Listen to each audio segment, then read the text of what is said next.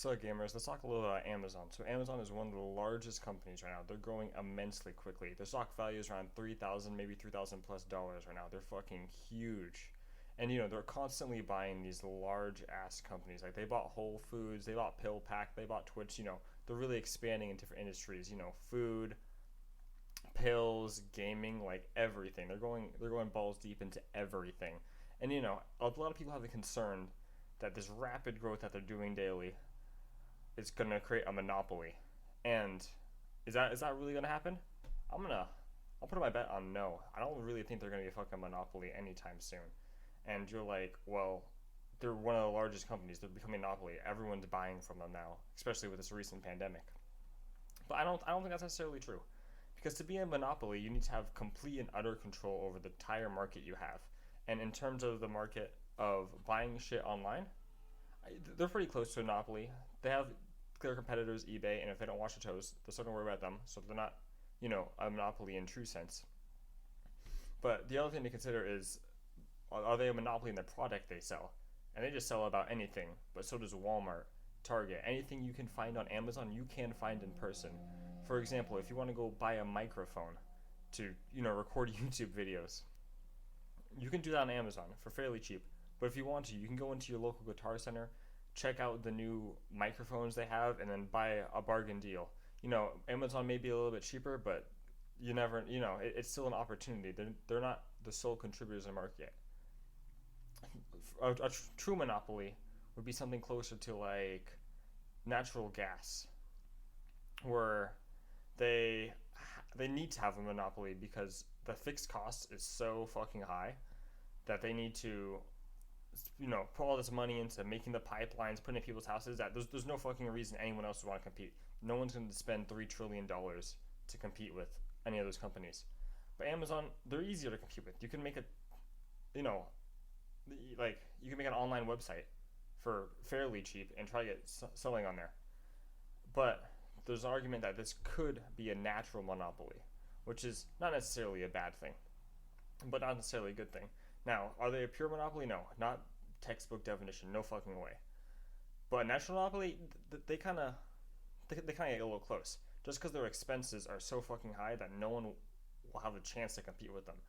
For example, the hardest thing to really gain on selling shit on the internet is people's trust. One big issue that eBay faces is their sellers not being completely trusted by everyone out there, and it causes a lot of issues. They have to ensure that these people are trusted. They need reviews, all this kind of shit to make sure it works properly. And Amazon already has that. Everyone trusts Amazon. Order something on Amazon, you expect it to come back. If you don't, you got an amazing customer service just to send that shit right back. And that is something that's really hard to gain. That's not purely monetaristic, but it's still really fucking valuable, especially in this current age, especially with COVID. But is this a bad thing? I don't necessarily think so, because Amazon isn't as predaristic as a monopoly could be. They could be jacking up the prices to ridiculous numbers, but they're not, because they still have to compete with those in-person stores. You can go buy your fucking Legos at Walmart or Target if you want to, and they're going online as well, so it's not that hard. So like on eBay, shit like that, you could find these things you want for even possibly less, if it's used or some shit. But that's not the only reason that I don't think Amazon is really becoming a monopoly. Like a fair example of how they're monopolizing their technical industry of just online selling is, but not really monopolizing the entire industry, would be Sirius XM. Now, it's very complicated. A great YouTuber to watch would be Company Man. He does a great in-depth dive into all this material, and it's super complex, in-depth, fucking amazing. 100% recommend.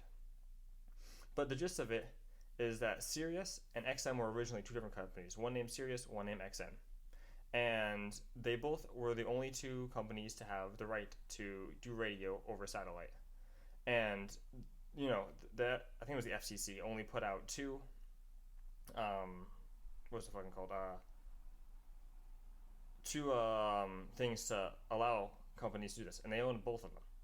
So what they did was they had to compete against one another, and since their fixed cost was so high, to building satellites obviously isn't fucking cheap. It's going to cost you, quite a few bucks. But when you do this, you're creating at such a high fixed cost, and two companies competing against each other, they're going to just keep raising the fixed cost and never turn a profit. This is why maybe it's like 10 years ago, they merged together. And there was a whole big thing about it. There was like holy shit, they're going to be a monopoly. They're going to be the only satellite radio business. And they came up with a really fair point that they still struggle with today. For example, for what is the fact that they have to deal with Spotify, Apple Music, normal radio. They have to deal with all these huge fucking hurdles in which they just get bodied out of the market. It's way easier just to go listen to your Spotify playlist. Yeah, it has ads and shit, but so does Sirius XM. Less. But Sirius XM costs money. Spotify doesn't. And arguably, Spotify Premium could be cheaper than purchasing Sirius XM. All at the time of making this video was. So if you go into that, you're like, hey, Sirius XM is not even close to fucking monopoly. And I think that's how it relates to Amazon. Yes, they're technical monopoly in the small, not super small, but smaller market they are, but they're not a monopoly in terms of selling products. You can go to Walmart, you can go to Target, you can go to CVS.